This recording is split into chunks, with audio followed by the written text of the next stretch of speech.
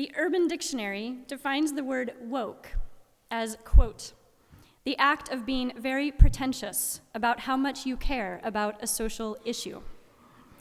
This shows how rapidly wokeness has descended from its brief moment as a coveted label to one now scorned and mocked.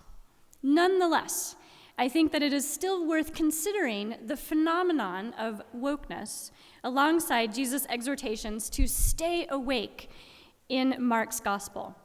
Not least because the command to stay awake is accompanied by some advice on how to see and understand the times that we, or Mark's gospel, Mark's audience was currently living in.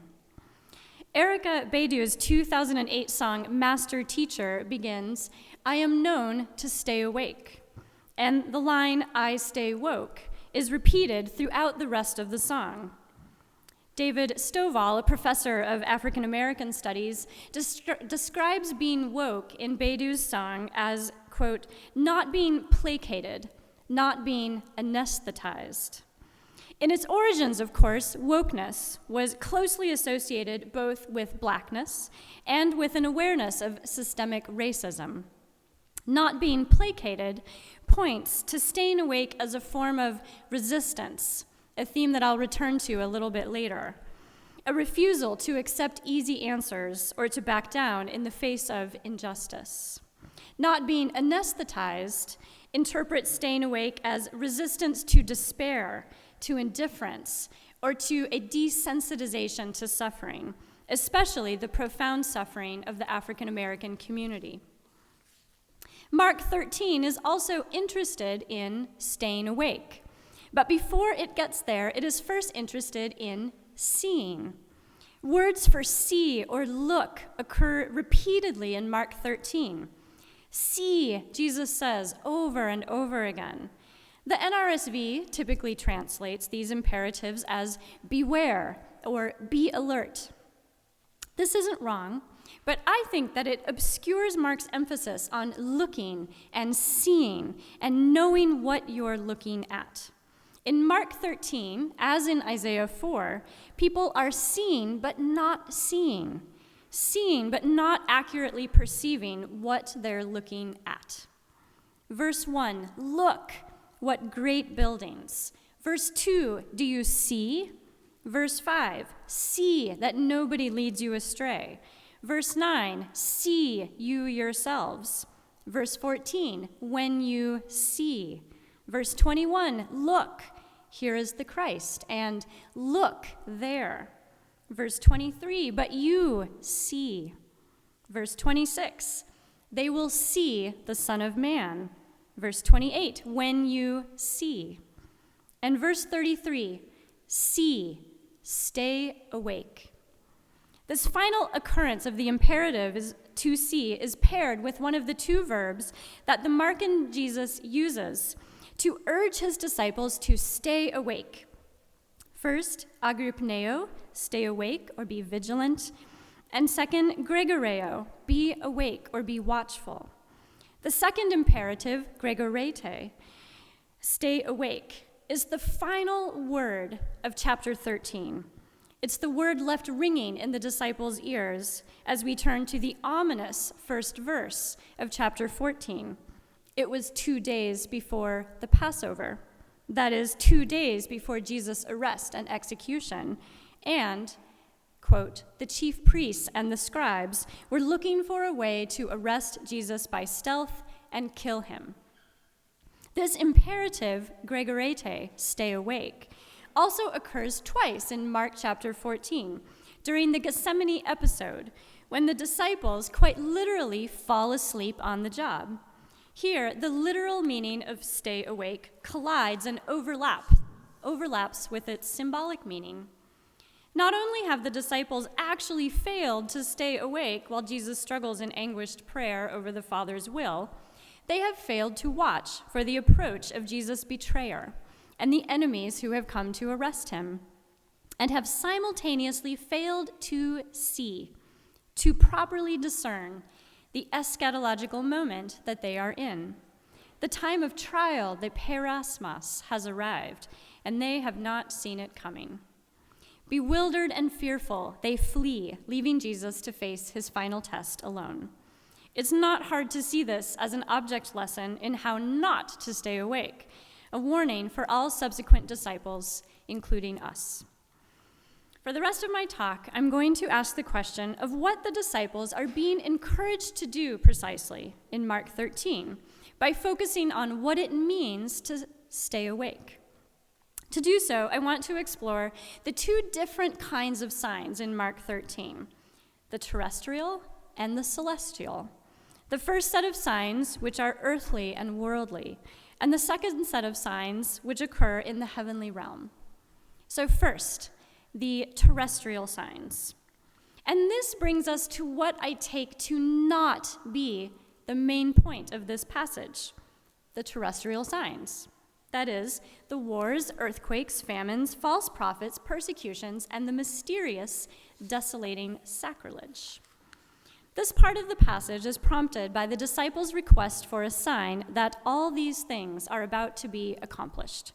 In other words, how will they know that the temple stones are about to be thrown down? Earlier in Mark's Gospels, the Pharisees have also asked Jesus for a sign, and Jesus has refused to give them one. Here, Jesus also refuses to give his disciples a sign. This is, I think, terribly important because the events that Jesus names are often taken precisely as the requested signs. But Jesus, in fact, tells them that they are not the signs of the end. Instead, he answers their request for signs with a warning not to be led astray. Wars, earthquakes, famines, these things must happen, Jesus says. They're part of the parasmos, the eschatological time of testing that has already been set in motion. Indeed, they were all things that Jesus' disciples very likely witnessed in their own lifetimes. Jesus' exhortation is not to be alarmed when these things happen. The imperative in this passage is not figure out the signs, but do not be alarmed. The same verb for do not be alarmed appears in the Apostle Paul's insistence in 2 Thessalonians that the day of the Lord has not already arrived. Jennifer Garcia Bashaw points out that apocalyptic thought has been popularized in America by preachers who use it to stoke fear and suspicion, by drawing fearsome parallels between biblical apocalyptic prophecies and our world today. So, the beast promised in Revelation is the United Nations or the European Union, and so on and so forth. If you Google the words desolating sacrilege, which I did, with some trepidation, you will then have to clear your cookies and your browsing history. But you will also see a sampling of the modern-day possibilities, including how much dangerous speculation swirls today around the modern nation-state of Israel, the Temple Mount, and the Dome of the Rock. Ironically, this chapter seems to be designed precisely against such uses. Morna Hooker, for example, writes that Mark's teaching in this chapter is, quote, aimed at Christians who are unduly excited and agitated by eschatological expectation, which sounds familiar to me after looking at web pages about Mark 13. So also Christopher Tuckett, who writes that Mark 13 is seeking to correct over-enthusiastic interpretations of some persecution or other events. There seems to me to be a lot of apocalyptic fervor abroad in our world today, in a variety of forms, both right-leaning and left-leaning. We are not immune to the temptation to discern in our own modern-day wars and rumors of wars and earthquakes and famines the signs of an approaching end. You may have heard that there's a presidential election looming just to the south of here. Both Democrats and Republicans appear convinced that the end of the world may arrive in November 2020. Meanwhile, on the other side of the sea, the apocalypse has been scheduled in 2 weeks' time, on October 31st, 2019. On top of that, it is increasingly difficult to ignore the news of unusual weather, to put it mildly. heat waves and rising oceans and melting glaciers and lengthening seasons of wildfires and hurricanes and floods. The world appears teetering on the brink of an end, a tipping point beyond which we will not be able to return. Now, I have no desire to downplay the real catastrophe that is climate change or the urgency of action in the face of it. But I do wonder if we should be cautious about mapping a man-made end of the world onto an eschatological one. Humans may indeed have the capacity to damage the planet beyond repair, but we cannot end the universe. What Mark 13 insists is that God is still sovereign over the events of history and will, in due time, but without an established timeline, appear in glory to judge the wicked and vindicate the faithful. No doubt it is equally difficult for first century and for 21st century Christians to see the hand of providence in the deeply alarming and distressing signs all around us. Nor do I think that Mark 13 wants us to believe that God is simply a puppet master pulling all the strings. God didn't ordain the rise of Nero Caesar any more than God caused the election of Donald Trump or Justin Trudeau. Yet all these things happened while God still ruled the universe. What we mean for evil, God works for good. In spite of what you see, Jesus tells his disciples in Mark, do not be alarmed. All these things, wars, earthquakes, famines, they must happen. This is not a prediction of inevitability, of human stupidity or weakness, even though that's no doubt often involved, but of divinely ordered necessity.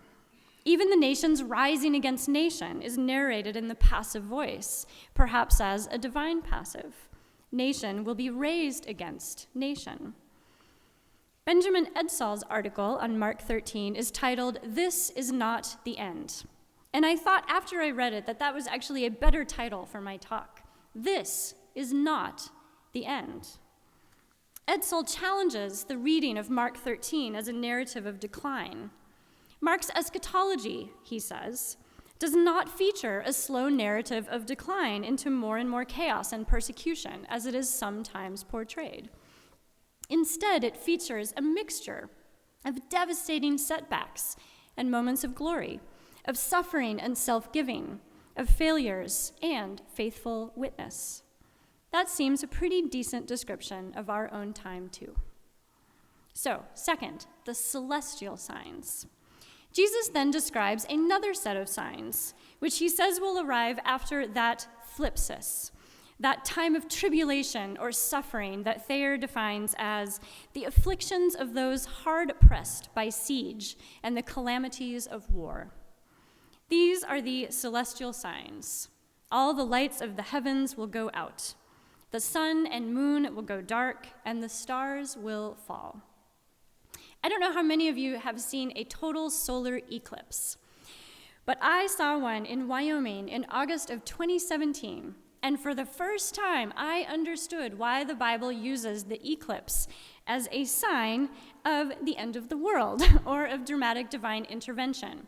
It is a profoundly moving and unsettling experience to watch the sun turn black. Nonetheless, these signs are not about eclipses. The second half of verse 25, I think, provides the explanation. The powers in the heavens will be shaken. In the ancient imagination, the sun, moon, and stars were not merely physical entities. They were powers. As many scholars have pointed out, these dramatic celestial signs are the marks not of the end of the world per se, but of a theophany. They are the signs of the appearance of God in his glory. George Beasley Murray, for example, writes, "The fundamental ideas of signs in heaven and on earth is the reaction of creation to the stepping forth of the awesome and terrible Creator." Again, they are not the signs that something is about to happen. They are the signs that something is happening. The Lord of creation is stepping forth into the created space, causing it to shake and tremble in the divine presence. These signs furthermore signify for the Old Testament prophets a particular kind of arrival, the arrival of God to judge with wrath the injustice and evils of the nations. In Isaiah, Ezekiel, Amos, Joel, and Daniel, similar celestial signs appear in prophecies concerning God's judgment against Babylon, against Egypt, and against Israel. The signs signify God's appearance on what the prophets call the great and terrible day of the Lord, the day of judgment, when the nations will be held to account for their violence, their injustices, their exploitation of the weak, all their evil actions. The mighty will be toppled from their thrones, the humble faithful will be exalted. The first shall become last, the last first. Daniel 7 is, of course, the most relevant of these passages, since it's the one that Jesus quotes from directly in Mark 13.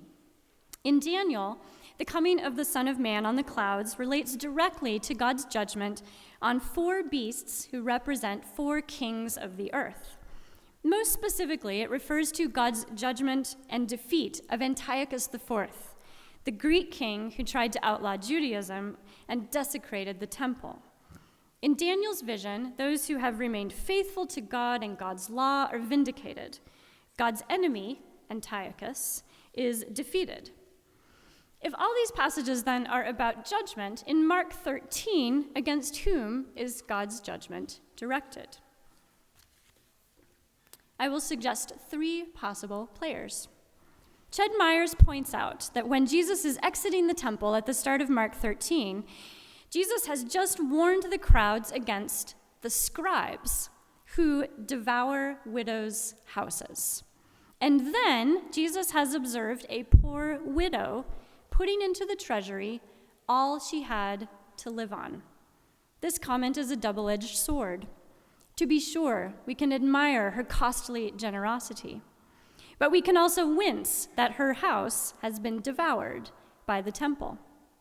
Myers concludes, like the scribal class, the temple no longer protects widows, but exploits them. In this way, Mark 13 seems most like not Daniel 7, but Amos 8. Hear this, you who trample the needy and do away with the poor of the land, skimping on the measure, boosting the price, and cheating with dishonest scales, buying the poor with silver and the needy for a pair of sandals. The Lord has sworn, I will never forget anything they have done. Will not the land tremble for this, and all who live in it mourn? I will make the sun go down at noon and darken the earth in broad daylight. This is then the first entity whom God comes to judge in Mark 13, the temple leadership, Israel's leaders who should have guarded their sheep but have devoured them instead, who laid heavy burdens on them instead of light ones. The destruction of the temple is construed by Mark as a judgment on the chief priests who have managed and mismanaged God's holy dwelling place. But it will not do for us to simply point their fingers at their failure, not with Amos's judgment ringing in our ears. We ought also to tremble and mourn at the ways we too trample the needy and do away with the poor of our land. The Lord has sworn, I will never forget. There are 2 other entities to consider here. One of them is Rome. God has used a foreign power before for God's own purposes and then judged with deep anger that very foreign power for their violent and evil actions. Egypt, Babylon, Persia. I'll have more to say about Rome in a moment, but for now I want to turn to my final entity to consider, which is Satan. I'm on shakier ground here, I realize, because Satan doesn't appear at all in Mark 13, and in fact makes only minor appearances in Mark's gospel. But one possible meaning of these celestial signs is to indicate that a 2-level war is about to be waged, one on earth, the Jewish-Roman war, and one in heaven, against Satan and the cosmic powers who array themselves against God. Remember again, the powers in heaven will be shaken. If Mark 13 indeed draws on apocalyptic thought and not just on prophetic thought, it's at least possible that a heavenly war lurks in the background. This is at least what Daniel imagined was happening. The imperative gregoreo, stay awake, in 1 Peter 5:8 captures this view much more explicitly. Be alert, gregoresate, the same word for stay awake in Mark. Be awake and of sober mind. Your enemy, the devil, prowls around like a roaring lion, looking for someone to devour.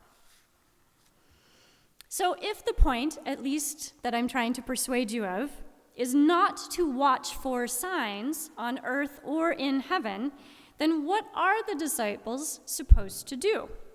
What kind of action is Jesus commending? One issue with the dominant language of this passage is that it seems passive. See, look, stay awake, watch. This might leave us with a picture of the disciples with eyes wide open, but standing still, not doing anything, just waiting. But staying awake, like the original meaning of being woke, is not passive. It is being neither placated nor anesthetized. For Mark, staying awake is both discernment and a readiness to act, like Jesus, to bear witness, to suffer, and to die. Seeing, that is, discerning, is the necessary precondition for the actions that will be required of the disciples in the days to come. As Edsall again writes, the disciples are not to watch for signs, but are rather to be awake, that is, to continue to work faithfully at their appointed tasks. And what are their appointed tasks? What do the house servants do while the master is away? Some clues are offered, I think, in verses 9 through 13, when Jesus tells his disciples about another set of events that must take place. They will, he says, be handed over to councils, beaten, and brought before governors and kings because of Jesus. But do not worry, he says. Do not be alarmed, because the Spirit will provide you with words to say. In the middle of these instructions is verse 10. The good news must first be proclaimed to all the nations. Joel Marcus points out that this is the only mention of the nations in Mark 13, where they are to be, quote, an object of mission rather than condemnation. If the disciples' task is to proclaim the good news to the nations, it is easy to gloss this as to evangelize. Surely that's part of it, but only part. Early on in Mark's gospel, Jesus launches his ministry by proclaiming the good news, and we might hear there a little hint of the prophet Isaiah, who declares, "How beautiful on the mountains are the feet of those who bring good news," announcing peace, redemption, and the message that your God reigns. In Mark 2, the good news is about the reign or the kingdom of God. In Mark's gospel, the good news is that the kingdom of God has drawn near in the person of Jesus, in his teaching, his healing, forgiving sins, and driving out demons. The good news is about the kingdom, which is, in Joel Marcus's words, God's eschatological extension of his kingly power into a lost world.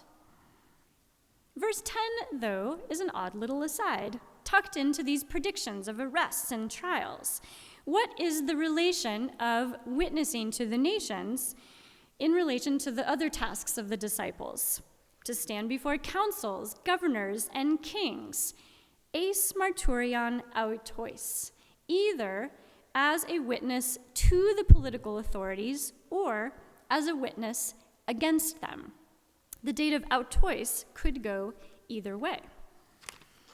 One way to consider which is intended here, to them or against them, is to think about the parallels of the disciples' trials with another set of trials, when Jesus stood before a council and a governor. When Jesus stands before the Sanhedrin and Pilate, Does he witness to them, or does he witness against them? He bears witness to them, but that very witness functions as a testimony against them and their charges. Jesus' purpose is not to bring testimony against the council or against Pilate. It is to bear witness to the truth of who he is and who they are in relation to who he is. That very truth challenges and threatens their status. In Brian Blunt's words, the preaching of the good news in Mark 13:10 is the eschatological realization, the making immediate of the kingdom of God and its power over cosmic demonic forces and against the human agents who are caught up in their malicious control. And finally, against the leaders of institutions who use power destructively. For those who welcome the eschatological extension of God's kingly power into their territory, the disciples' witness comes as good news. But for those who oppose it, it is not. The same thing, of course, is true of apocalyptic announcements in general. God's imminent arrival to judge the wicked and vindicate the faithful is fearful news for the wicked and for the oppressor. But it is good news, hopeful news to the oppressed and the humble and the poor who wait for God's arrival. Anathea Portier-Young takes this contrast a step further when she suggests that the first Jewish apocalypses emerged as a form of resistance to empire or to imperial domination. In the context, for example, of Antiochus IV's reign of terror, as she says, the historical apocalypses answered this terror with radical visions of hope, asserting God's ultimate sovereignty over human rulers. For example, Daniel's visions reassured the faithful that, despite Antiochus's desecration of the temple, there had been no interruption in the provident care of God. I promised to return to Rome, and this has brought me back. Might one of the tasks of the disciples be resistance to empire? To answer this question, and I only have 2 more things, so hang in there with me. This is what I always tell my students. I'm almost done, 2 more things. I want to turn briefly to one of the terrestrial signs that I dodged earlier, the mysterious abomination that causes desolation. I sort of hoped when I started writing this paper that I wouldn't have to say anything about it, but I decided that I should take a small stab at it here. A number of historical candidates have been proposed for the role of the desolating sacrilege. And I want to give just a very brief sketch of history to try to illuminate those candidates.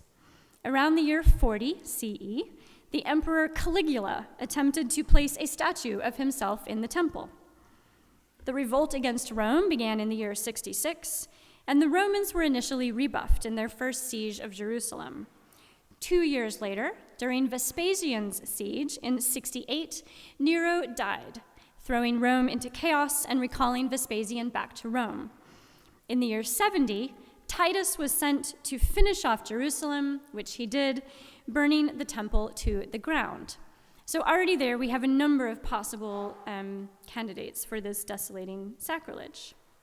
Other scholars suggest, on the other hand, that it could refer to a zealot or a zealot leader, such as Eleazar, son of Simon, who from the years 67 to 68 or so occupied the temple and, quote, stained it with his blood, in the words of Marcus. This represents, of course, a reversal of the problem we see in Daniel. Not pagan desecration, but anti-pagan nationalism and violence. Brian Blunt likewise takes the false messiahs and prophets named by Mark as those who counseled joining the revolt against Rome. There were indeed messianic pretenders of the time who participated in revolts against Rome, including Menahem, who led an uprising against the Romans after the death of Herod, John of Gisela, who is prominent among the Zealots around the year 67, and Simon, son of Gioras, who fought in the war and even came to be acclaimed as a savior and protector of the people. Yet other scholars disagree with these identifications. and suggest instead that the abomination of desolation is more like Antiochus's desecration, that it must be an anticipation that the Romans, when they entered Jerusalem, would attempt to set up a statue in the temple and desecrate it. The truth is, I don't know. Mark's readers presumably did. Let the reader understand. But we can only make a good guess. Caligula, zealots, the invading Roman legions. Whatever it was a human encroachment into God's sacred space, an act that arrogantly demanded worship something else. I used to think of Mark's let the reader understand as a kind of sly joke, a knowing nod to the reader. But now I hear it as a stern instruction. Let the reader discern. Let the reader not miss what's going on. Don't see without seeing. Both Rome and the Zealots are a good guess for the desolating sacrilege, if only because Mark appears to want to warn his readers against becoming caught up in the turmoil between the two parties. Flee instead, he says, to the hills.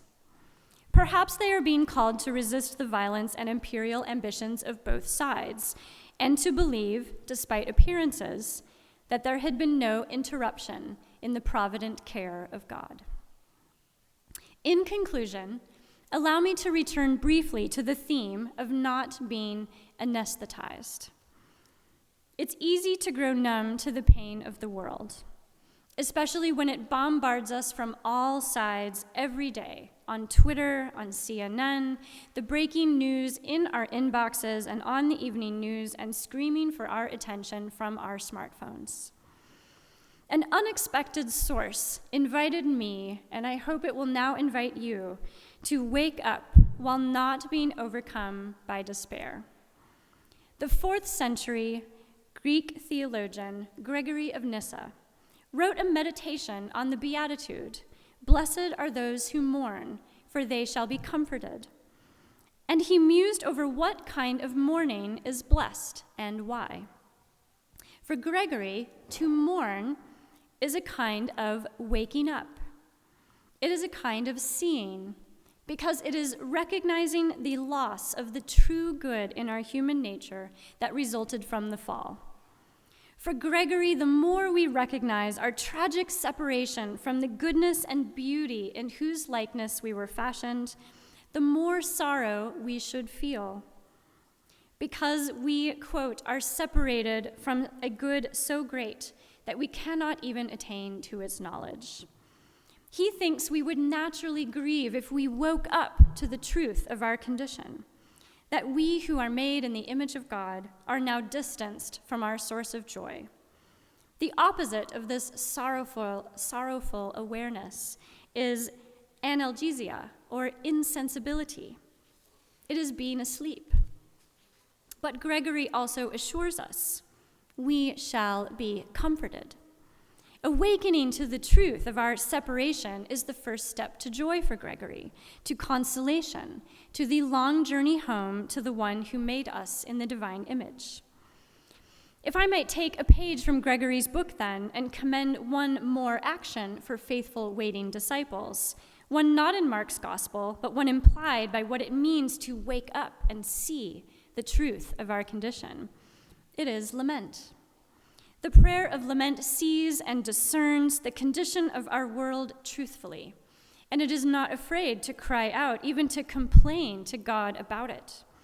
Lament does not shy away from pain, but takes it up and brings it to God, demanding that God do something about it. Your kingdom come, lament pleads, in a world where other kingdoms seem to hold sway. Lament hungers for justice to be done, on earth as it is in the heavenly realm. Lament is a hopeful prayer because it is directed to God, and it believes with hope against hope that God hears that cry and will answer it in due time, but without an established timeline. For Joel Marcus, the careful structure of Mark 13 embodies a similar conviction. However chaotic and frightening the present may be, No matter how inevitably the world may seem to be hurtling toward the abyss, the present evil age is nonetheless part of the unfolding plan of the eternal God who orders all things well according to his purpose. Marcus notes one tiny detail in verse 19 that points toward this truth. In the NRSV, it is translated, "the beginning, when God created the world." But it is more literally in Greek, "the beginning of the creation which God created." This is an unnecessary repetition. But when an author repeats something, it is often that author waving their hands around trying to get our attention. The creation which God created. God, continues Marcus, quote, has not abandoned the creation he once called into existence, as the tribulation and sufferings might tempt the Markan community to believe. But in order to interpret this hopeful message rightly, the Markan readers will need ears to hear and eyes to see, minds undistracted by deceitful appearances.